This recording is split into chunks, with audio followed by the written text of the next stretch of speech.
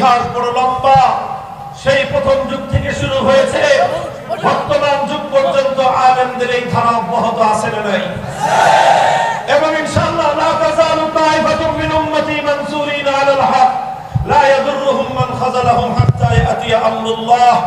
আমার নবী ভবিষ্যৎবাণী করে গেছেন, এরকম কিছু মানুষ মাথা উঁচু করে তারা দাঁড়িয়ে থাকবে, মাথা উঁচু করে তারা হকের ঝান্ডাকে সমুন্নত করবে। তাদের পড়ার পয়গাম একটাই থাকবে, কল্লা কাটতে পারো কিন্তু পাগড়ি নিতে পারবে না। শির দেগা নাহি দেগা মামা। এটা হলো উম্মতের উলামায়ে কেরামের একটা শ্রেণী। উলামায়ে কেরামের মধ্যে দ্বিতীয় আরেকটা শ্রেণী হবে এমন, তারাও সর্বযুগে থাকবে। তাদের পরিচয় কি? তাদের পরিচয় হলো তারা যা বলবে হক কথা বলবে, তারা যা বলবে হক কথা বলবে, বাতিল কোনো কথা তারা বলবে না, বলবে সব হক কথা, তবে সব হক কথা তারা বলবে না। যা বলবে হক বলবে, কিন্তু সব হক, কিছু কিছু হক তারা বলবেন না, কারণ বলতে গেলে জীবনের ঝুঁকি আসবে। এই জন্য জীবন রক্ষার তাগিদে, আত্মরক্ষার জন্য তারা কিছু কিছু হক কথা নীরবে থাকবেন, উচ্চারণ করবেন না। হকের কথা বুকের মধ্যে চাপা দিয়ে রাখবেন। তারা জনসম্মুখে হকের সেই তিক্ত কথাগুলো উচ্চারণ তারা করবে না। তবে তবে তারা কখনোই বাতিলের সাথে আপোষও করবে না। তারা বাতিলের সাথে হাত মেলাবে না।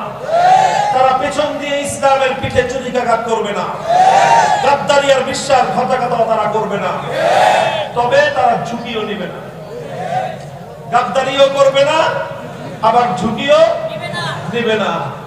তারা ওই সমস্ত হক কথাগুলো বলবে যেই সমস্ত হক কথা বললে কোনো সমস্যা নেই, আর যেই হক কথা বললে ঝুঁকি আসবে, সমস্যা আসবে, সেই হক কথাগুলো তারা এড়িয়ে যাবে। এটা হবে উম্মতের আলেমদের ম্যাক্সিমাম লোকজন। এরাও হক্কানি ধারা। এদের প্রথম পরিচয় হলো তারা কোনো বাতিলের সঙ্গে আপোষ করবে না, কোনো বাতিলের পক্ষ নিবে না, কোনো বাতিলকে সহযোগিতা করবে না, হকের পক্ষে থাকবে। তবে সব হক কথা মানুষের সামনে বলতে না পারলে কি হবে? শেষ রজনীতে আল্লাহর দরবারে দাঁড়িয়ে আল্লাহ পাক রব্বুল আলামিনের কাছে তারা চোখের পানি ছেড়ে দিয়ে সেই হকের কথাগুলো আল্লাহর কাছে বলবে, আর নিজের অক্ষমতার জন্য আল্লাহর কাছে ক্ষমা প্রার্থনা করবে। আর যারা হকের কথাগুলো উচ্চ কণ্ঠে উচ্চারণ করছে তাদের জন্য আল্লাহর দরবারে ফরিয়াদ করবে। এটা হলো উম্মতের উলামায়ে কেরামের দ্বিতীয় শ্রেণী। আর এই শ্রেণীর আলেম হবে কিয়ামত পর্যন্ত সবচেয়ে বেশি। আলহামদুলিল্লাহ, এই প্রথম শ্রেণী আর দ্বিতীয় শ্রেণী উভয় শ্রেণীর আলেমরাই হকপন্থী। আর ৩ নম্বর আরেকটা শ্রেণী যুগে যুগে হবে। তাদের কথাও হাদিসের ব্যাখ্যায় সমস্ত শরাহগুলোর মধ্যে শারহিনে কেরাম, হাদিস ব্যাখ্যাতাগণ বলেছেন তৃতীয় আরেকটি শ্রেণী হবে। তাদের নামও হবে আলেম, তাদের লেবাস সুরত হবে আলেমদের মতো। তবে তাদের পরিচয় কি? তাদের বৈশিষ্ট্য কি? তারা হলো আল্লাহর নবীর ভাষায় উলামা ও জামানিহিম শাররু মান তাহতা আদিমিস সামা।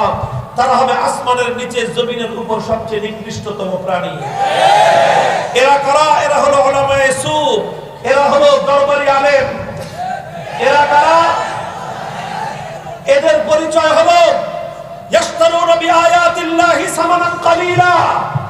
এরা দুনিয়ার সামান্য স্বার্থ উদ্ধার করবার জন্য আল্লাহর দ্বীনকে বিক্রি করবে। দুনিয়ার সামান্য স্বার্থ উদ্ধার করবার জন্য বাতিলের সঙ্গে আপোষ করবে। দুনিয়ার সামান্য স্বার্থ উদ্ধার করবার জন্য অত্যাচারীদেরকে উস্কানি দিবে। এরা দুনিয়ার সামান্য স্বার্থ উদ্ধার করবার জন্য আল্লাহর দ্বীনের স্বার্থকে জলাঞ্জলি দিবে। এইরকম কিছু আলেম নামধারী, এই ধরনের কিছু আলেম নামধারী দরবারি লোকজন এরাও কিয়ামত পর্যন্ত থাকবে। এই সকল আলেমদের হাত থেকে আল্লাহ পাক আমাদেরকে হেফাজত করেন। আমিন। মুহতারাম হাজিরিন, এরাই হলো সবচেয়ে বড় অনিষ্টর মূল।